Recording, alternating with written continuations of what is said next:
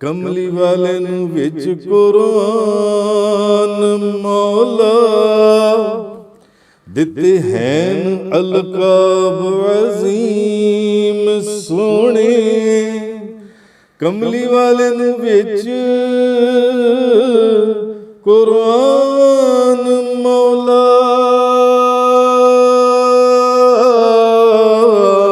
दिते हैन अलकाब अजीम सोने। दिता गैब दा इल्म महबूब ताई अल्लाह पाक गफूर रहीम सोने। महवाल गैब बेदनीन आयत भेज छड़िए रब्बे अलीम सोने।